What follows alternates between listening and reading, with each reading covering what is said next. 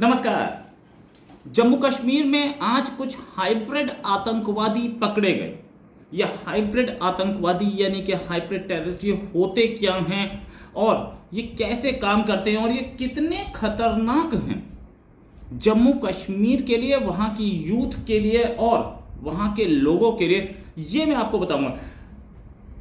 जम्मू कश्मीर के लोग अभी शायद नहीं समझ पा रहे कि ये हाइब्रिड आतंकवादी उनके लिए कितना बड़ा खतरा है, लेकिन धीरे धीरे करके उन्हें समझ में आएगा कि आतंकवाद कितना बड़ा खतरा है। जैसे आज से करीब 40 साल पहले, 30 साल पहले जब ये आतंकवाद का दौर शुरू हुआ था पूरी दुनिया में, उस समय मुस्लिम कंट्रीज को या मुसलमानों को ये बात नहीं समझ में आई थी कि ये आतंकवाद उनके लिए कितना बड़ा खतरा। उस समय उन्हें जिहाद का नारा दिख रहा था, उस समय उन्हें दिख रहा था कि पूरी दुनिया में मुस्लिम उम्मा का राज होगा, बस हम ये इस तरीके का आतंकवाद फैला दे। लेकिन हुआ क्या? हुआ ये कि उनके पासपोर्ट्स बंद हो गए, उनकी इकोनॉमीज बर्बाद हो गई और लोग किसी भी मुस्लिम को, अपने घर के पड़ोस में रहने वाले मुस्लिम को यूरोप में या अमेरिका में शक की नज़र से देखने लगे और उन पर उनसे दूर हटते चले गए, एलियनेट होती चली गई ये मुस्लिम कम्युनिटी यूरोप हो या अमेरिका हो, हर जगह। अब मैं आपको इस हाइब्रिड कम्युनिटी के बारे में बताऊंगा या हाइब्रिड आतंकियों के बारे में बताऊंगा। उससे पहले अगर आपने अब तक इस चैनल को सब्सक्राइब नहीं किया तो प्लीज सब्सक्राइब कर लें और बेल आइकन का बटन दबाएं ताकि आपको लेटेस्ट खबरें हमारी मिलती रहें।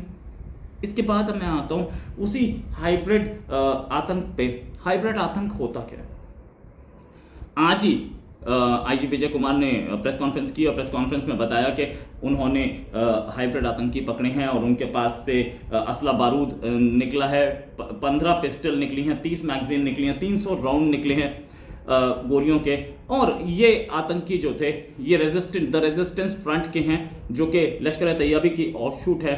ये जो काम कर रहे थे इन दोनों का, ये श्रीनगर में थे। बताया जा रहा है 5 पकड़े गए हैं, जिसमें से 2 आज श्रीनगर के हैं और इन्होंने एक सरपंच को मारा था। वो सरपंच का नाम मंजूर अहमद बंगरू था, जो कि गोशबक का सरपंच था। एक मुसलमान को मारा, क्यों मारा? और दूसरी चीज, इस्लाम के नाम पे लड़ी जा रही है ना वो कश्मीर की वॉर, या कश्मीर में आतंकवाद जो है। अब ये हाइब्रिड आतंकी हैं क्या? हाइब्रिड आतंकी कुछ ऐसे लड़के हैं, कुछ ऐसा यूथ है जिसको या तो रेडिकलाइज कर दिया गया है, जिसको ये बोल दिया गया है कि ये जिहाद है, आपको ऊपर 72 हुरें मिलेंगी, इसलिए आप लड़ें, इसलिए आप जा करके फौज को या दूसरे लोगों का मर्डर करें। या वो लोग हैं जिसको पैसे की ज़रूरत थी और पैसे के लिए उसको अपने घर के पैसे के लिए ज़रूरत थी, घर चलाने के लिए, या उसको अपनी गर्लफ्रेंड के लिए पैसे की, जिसके लिए भी ज़रूरत थी और वो इस काम में आया। अब वो डेली अपना काम करता है, चाहे वो दुकान चला रहा है जूस की, चाहे वो एक रेडी लगा रहा है, चाहे वो पंक्चर लगा रहा है, वो डेली अपना काम करता है। और जिस दिन ऊपर से ऑर्डर आता है उस दिन वो जाता है, किसी को मार के वापस आता है और अगले दिन फिर अपनी दुकान पर बैठ जाता है, जैसे कुछ हुआ ही नहीं। वो आदमी, ऐसे लोगों को पकड़ना थोड़ा मुश्किल होता है क्योंकि वो पब्लिक के बीच में है या वो स्टूडेंट्स हैं, कहीं यूनिवर्सिटी में पढ़ रहे हैं, और इनको ढूंढना भी मुश्किल होता है, पकड़ना भी मुश्किल होता है, क्योंकि ये काम करते करते गायब नहीं होते। काम करते करते कोई आदमी गायब होता है तो वो पुलिस की नज़रों में आता है। कोई गायब नहीं हुआ है, कोई जा रहा है, अपना काम कर रहा है, काम करने के बाद जाके मार के फिर वापस आ रहा है, तो वो डेली रूटीन में है, शरीफ आदमी की तरह जी रहा है और वो ये दिखा रहा है कि मैं काम धंधा करता हूँ और उससे मेरी रोजी रोटी चलती है, लेकिन पैसा कहीं और से आ रहा है। अब ये हाइब्रिड आतंकी जो हैं, वो अगर बात करें तो 2021 में कई दर्जन हमले इन हाइब्रिड आतंकियों ने ही किए थे। ये खतरा क्यों? ये खतरा इसलिए है कि अगर एक यूनिवर्सिटी के, एक कॉलेज के 3 छात्र हाइब्रिड आतंकी बने हुए हैं और सिक्योरिटी फोर्सेस को पता चलता है कि 3 छात्र हाइब्रिड आतंकी हैं, तो उस कॉलेज के सारे छात्र शक के घेरे में नहीं आते हैं। सारे छात्र शक के घेरे में आते तो पुलिस किस पर हाथ डाले? आतंकी है एक, उसको पकड़ना जरूरी है क्योंकि वो जाकर के किसी और सरपंच को मार सकता है, किसी और नेता को मार सकता है। उसको पकड़ना अब दूर से किसी को नहीं पता है, दिख नहीं रहा है, और उसको पकड़ने के लिए पुलिस, जम्मू कश्मीर पुलिस पूरी एड़ी चोटी का जोर लगाए बैठी, इलेक्ट्रॉनिक सर्वेलेंस सारी लगे हैं। अगर वो जीरो इन करते हैं 10 छात्रों पे और 10 को उठाते हैं, 10 से पूछताछ करते हैं, तो क्या होगा? ये बोला जाएगा कि जम्मू कश्मीर के छात्रों को उठाया जाता है, उनसे पूछताछ होती है। अगर ढूंढ के निकल गया एक, बाय चांस पकड़ लिया, जैसे आज अरेस्ट हुआ है, तो वो मानेगा तो नहीं कि मैं था आतंकवादी? पुलिस के हाथ में प्रूफ है। कोई नहीं मानता कि मैं आतंकवादी था, तो वो क्यों मानेगा? और वो नहीं मानेगा तो फिर क्या होगा? फिर लोग बोलेंगे कि देखो, एक आदमी को, एक छात्र को पकड़ लिया है जिसको आतंकवादी बताया है पुलिस ने, और उसको जेल में डाल दिया है। ये नैरेटिव दिया जाएगा। और ऐसे अगर 20 पकड़े हैं तो ये बोला जाएगा कि 20 छात्रों को आतंकवादी बता के जेल में डाल दिया गया है, जबकि पुलिस के हाथ में प्रूफ है।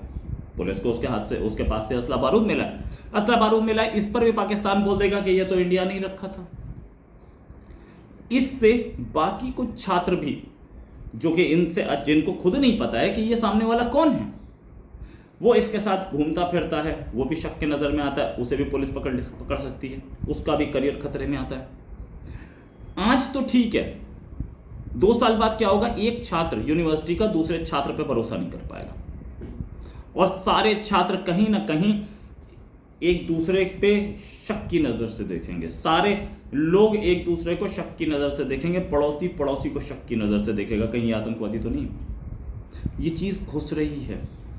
ये वही चीज़ है 1990 वाली, ये वही दिन है 1990 वाले, जब पड़ोसी ने ही बता दिया था कि यहाँ एक कश्मीरी पंडित रहता है, इसको मारना है।